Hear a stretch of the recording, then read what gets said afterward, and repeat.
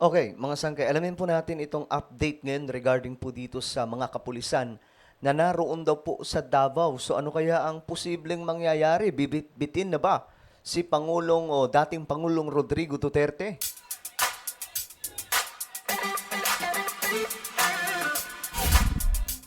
So isa pong mahalagang impormasyon ngayon mga sangkay at may papanood po ako sa inyong video kung saan kitang-kita po ang napakaraming mga kapulisan na naroon na po ngayon sa Davao. Ang tanong kasi dito, ano ang meron? Ito na ba yun? Napag-utusan na ba ang Pilipinas ng ICC o ng Interpol para kumilos para po kunin si PRRD? No ngayon kasi mga sangkay, nagiging usap-usapan ito, lalong-lalo na po may mga ebidensya na naroon nga daw po yung mga kapulisan sa Davao. Napakarami daw mga sangkay. Pag-usapan po natin yan, pero bago tayo magsimula, pakisubscribe po muna yung ating YouTube channel. Ayan po, tayo ay 1.4 million, road to 2 million subscribers na.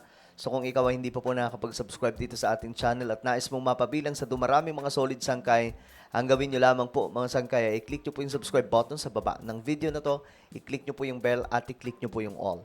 At sa mga nanonood po sa Facebook, syempre, follow nyo po yung ating Facebook page. Alright? Okay.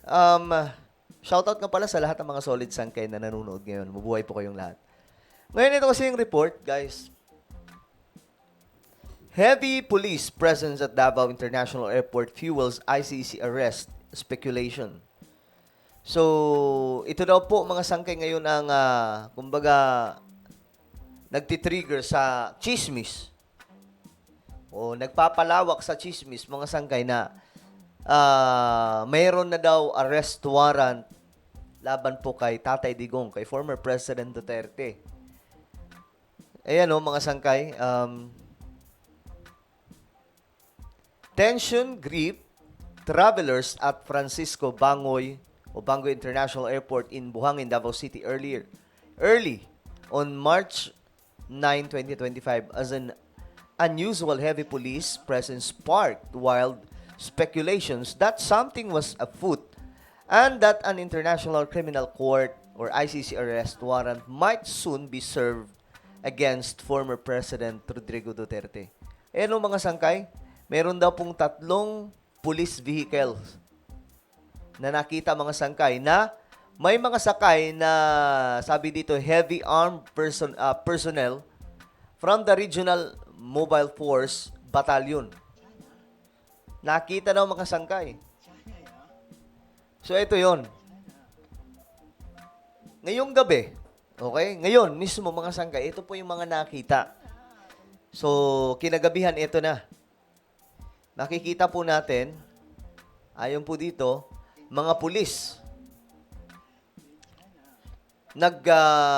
Ayan po, sa airport, kahit gabi mga sangkay, nandun daw po sila. Sumapa sa Tigpamaba sa Police Regional Office 11, Major Catherine De La Rey, ang presensya sa mga pulis sa Davao Airport ay kabahin daw po sa simulation, exercise, or contingency planning. Yun ang palusot mga sangkay. Ito daw po ang, ito ay bahagi lamang po ng exercise.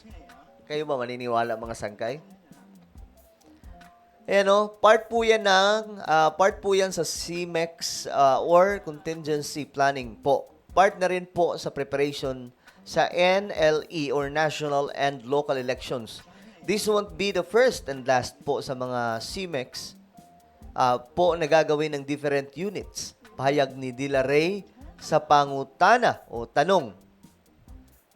So, yun yung sinasabi mga sangkay, pero ewan ko kung kayo po ay naniniwala. May military, mayroon bang exercise na ganito mga sangkay? Ayan o. Ang naalala ko dito yung kay Pastor Kibuloy, no?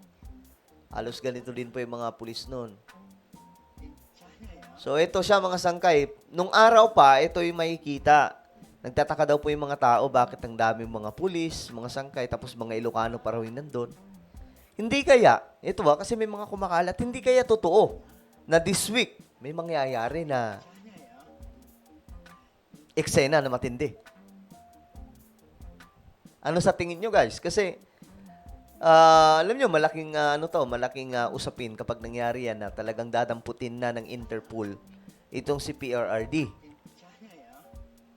Si Putin nga mga sangkay na ano na yun nalitis na ba yun? Anong tawag doon, mga sangkay? Na mayroon na pong warrant, kaya nga lang hindi po nila nakakuha. Ito mga sangkay, since wala na po sa kapangyarihan, mukhang mapapabilis. Ngayon, mga sangkay, eto. May video po dyan. Ayan. Ito po yung video na kumakalat. Tingnan po ninyo. Yan yung mga kapulisan. Dami, no?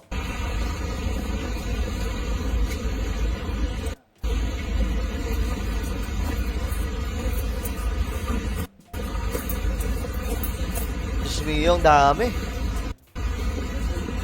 Napakarami, men. Kay mga katropa, sumuli ang kasikas nato din sulod mismo sa Davao International Airport din nga orasa. Ang daming So, pulis. pipila ka mga sakop sa tuang kapulisan ang naalinhi, itbit ang ilahang Grabe, sobrang battle dami, gear. men. Ang dami nito. Mga katropa. So, Naku. Mukhang ako, nagdududa ako, mga kaibigan.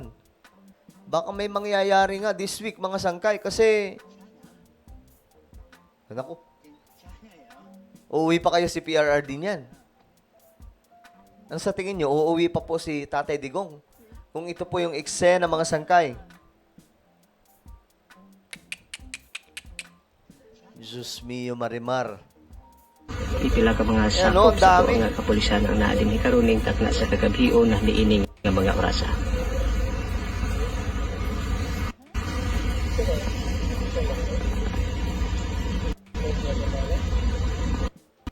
Okay, so ayan mga sangkay, no? Sobrang dami mga pulis na naroon.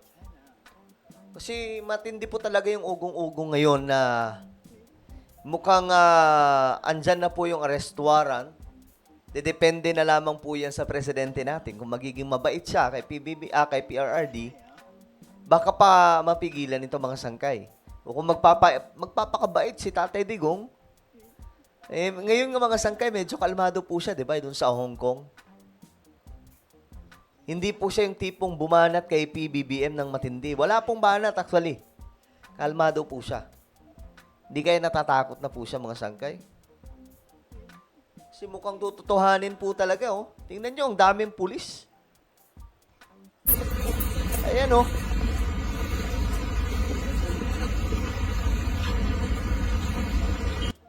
Kay mga katropa, sumuli ang Dami, kasikas nato men. din sulod mismo sa Davao International Airport din nga orasa. Okay. Ano sa tingin nyo mga sangkay itong nangyayari dyan sa Davao? Ito ba ay part na ng talagang kukunin na po si PRRD? Abangan natin yan mga sangkay this week, no? Tingnan natin. Ano po ang inyong opinion? Just comment down below. Mayroon po tayong YouTube channel, mga sangkay. Ito po ay Sangkay Revelation. Hanapin nyo po ito sa YouTube ngayon din. Kapag nakita nyo na, i-click nyo yung subscribe, i-click ang bell, at i-click nyo po yung all. Ako na po ay magpapaalam. Mag-iingat pong lahat. God bless everyone.